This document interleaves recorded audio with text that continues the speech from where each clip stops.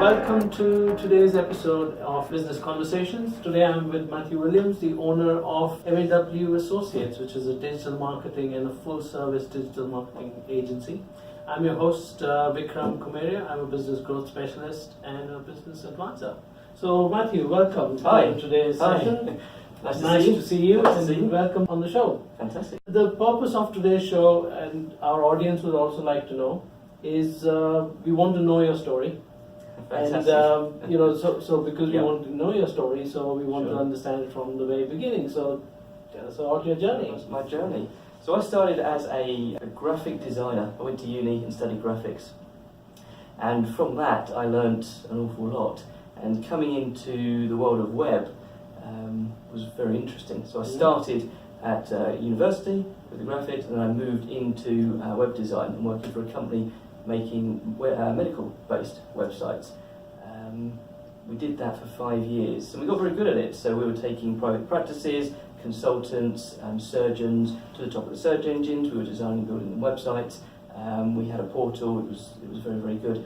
And we hit the credit crunch, and unfortunately everyone was made redundant. From that we had a sort of choice to make.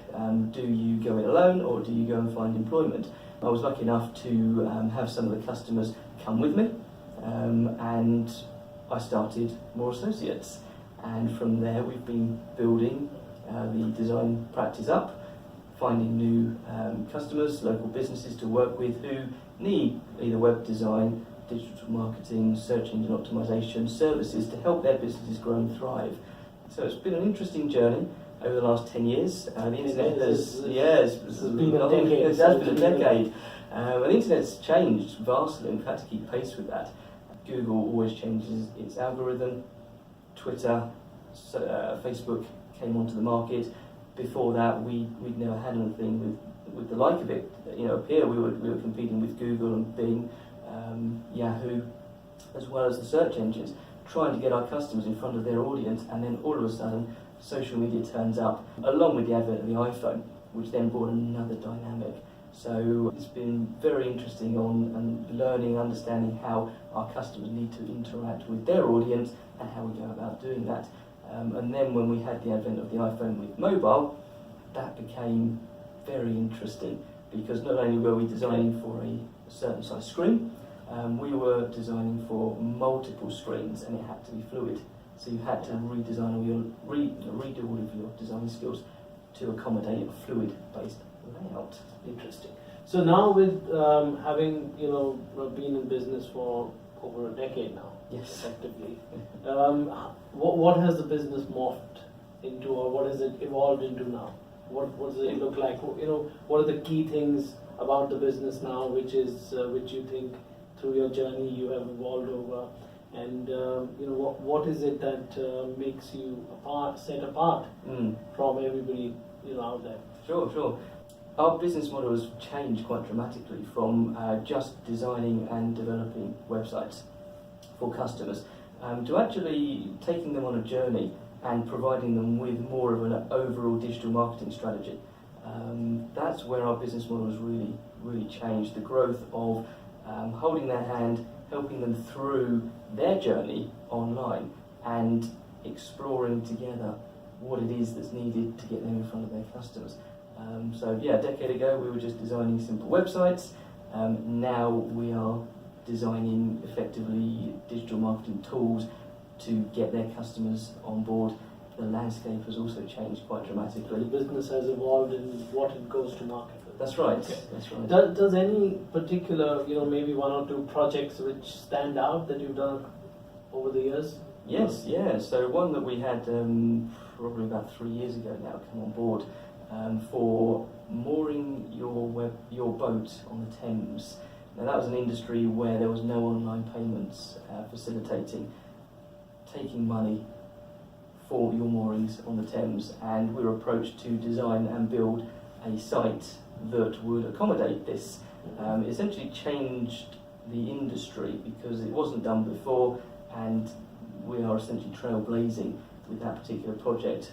We're learning how the market works, we're understanding their customers' needs and requirements, and we're trying to work with their customer base to give them a product that everyone's happy with, so it works, and it has worked very well over the last sort of 3 years, and yeah, we're very proud of that. And if we can change industries, then we'd love to. Yeah.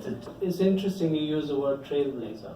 Yes. You know, we don't hear that very often these No. days because things are not fundamentally changed. But I think in this case there has been a fundamental shift in the way people see mooring on That's the right. Thames. That's right, and it's moved it into a more digital age. So it's taking something that was almost non-digital and turned it digital. They're very hard to come by, these particular projects, because everything has gone digital, but there are still pockets where these things are vital, where there wasn't a need, and with the advent of the internet, the phones, and the digital world we live in, there's a requirement for these particular services, and if you're not with it, you're left behind. Essentially, your competition is going to swoop in and take over from you. So how has that changed the end customers who own boats and who want to, take a leisure cruise down the Thames on, more in Reading or in Henley or wherever? Sure. So what has happened is they can now pay when they moor. So if it's 3 o'clock in the morning, they turn up, they can pay. Then they're not having to worry about finding the lockmaster to make their payment to. Also means they don't have to get wet. They can stay on their boat and do it at their own leisure. Yeah. It means that we're able to generate more revenues for the Environment Agency, which means they can reinvest it back into the mooring to improve the river quality, which means we can get more people onto the river, more people enjoying it, more people out in the fresh air, because we're able to reinvest, or the Environment Agency, I'll say, is able to reinvest that money back into the moorings to create a better space. So yeah, that's one of the bonuses of doing this, is we're able to free up revenues and opportunities on the Thames. And I guess all the pubs and hotels and businesses along the Thames would also benefit with more That's people right. coming onto the Thames and being able having access Exactly. to their business. So I Exactly. think it's not just the mooring, but the It's wider the wider community. So it's bringing community an economy back to the rivers, which means Very that nice. we can bring them to these pubs, cafes, local stores, and keep trade local, essentially.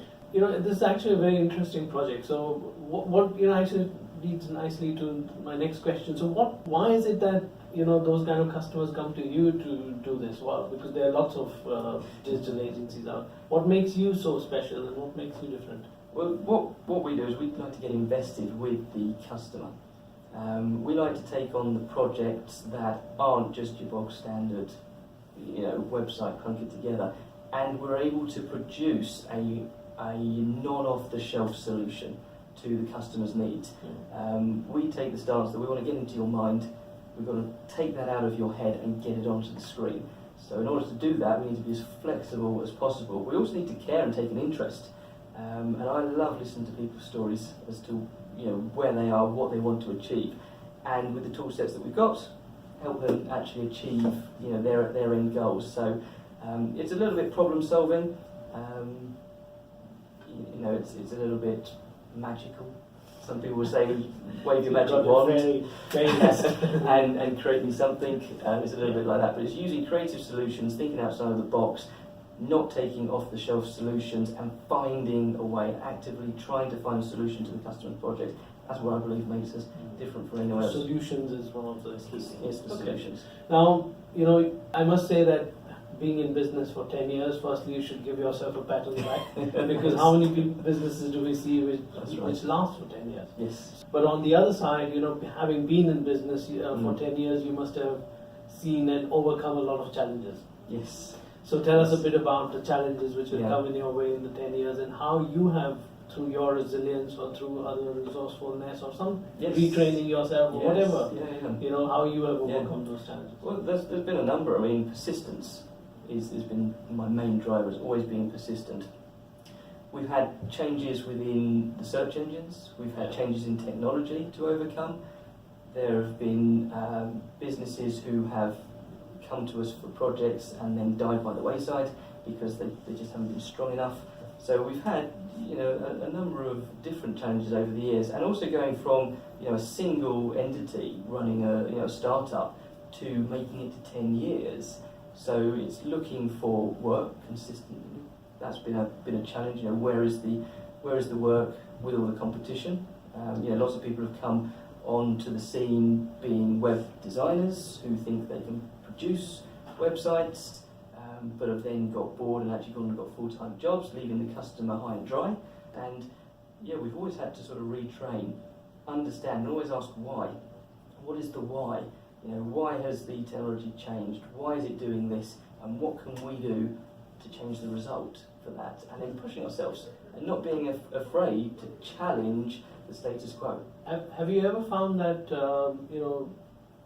taking on challenges and trying to do things differently, Yes. you met with resistance? Yes, greatly. So how have you worked around that? Greatly by persisting.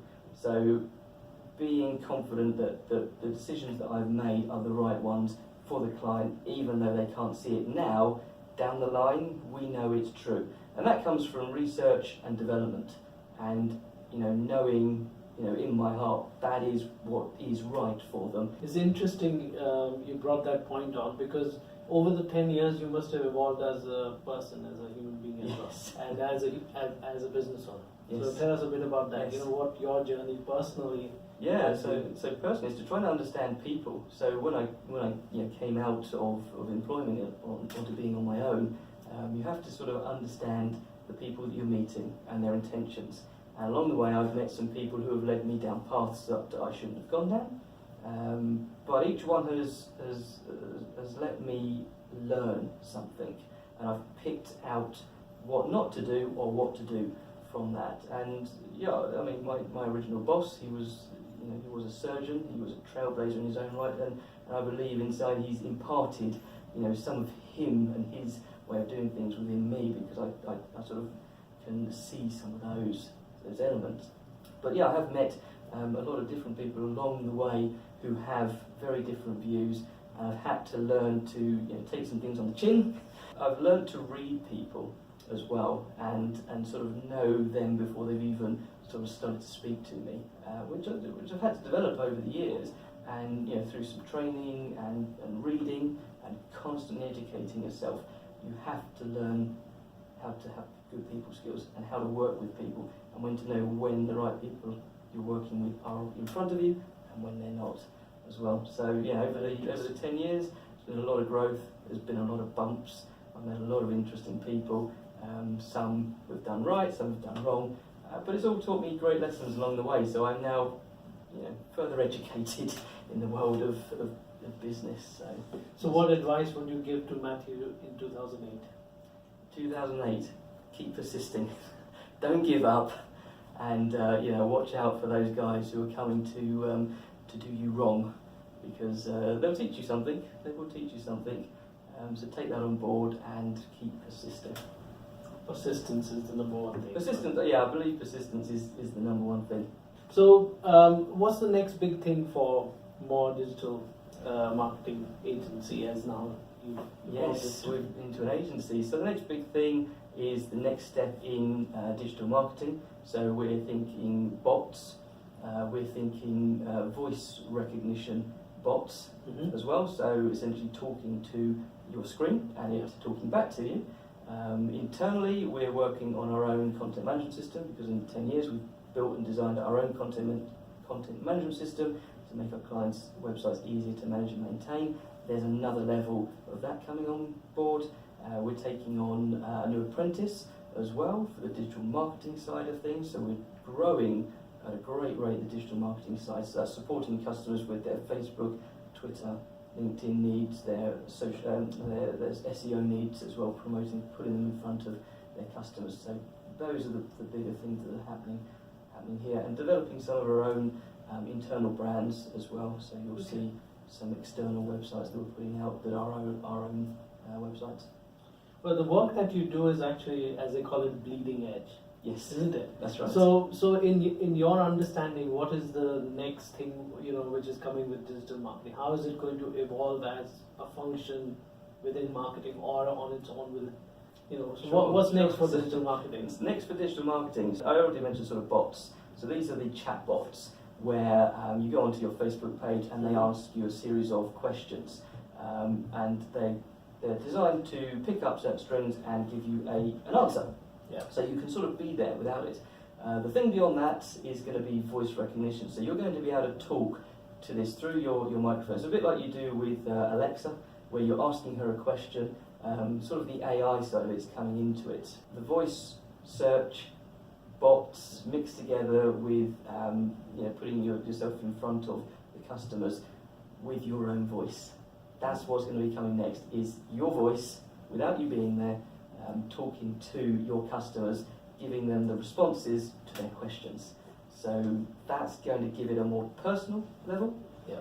It's hopefully going to convert more because you can have a fairly decent conversation. The technology is getting there with it. I think within the next 3 years we'll start to see something like that. So Alexa will become more like your voice, essentially, and definitely voice search is very, very big. So optimizing for voice search is key, making sure you've got your chatbots up to scratch within your website, within your Facebook and other social media profiles, and then this voice recognition being you coming into the chatbots amalgamation will be coming along, I believe, in the next few years. So I think in a nutshell, if we were to summarize, if businesses don't catch on to this new wave with AI, Yes. I think they will get left behind. If your competitor is got the chatbots and got the AI and they are able to give that personal service to the end customers, they'd rather go to those companies rather than the ones which haven't got that.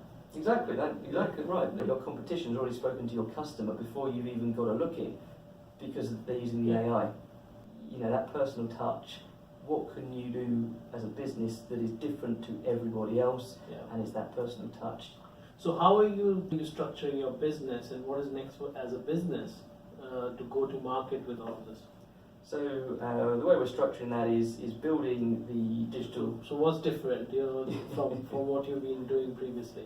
Okay, so we're building the digital marketing side of it. So we're going out and trying to get our customers. We're also building internally some elements of that into our offering.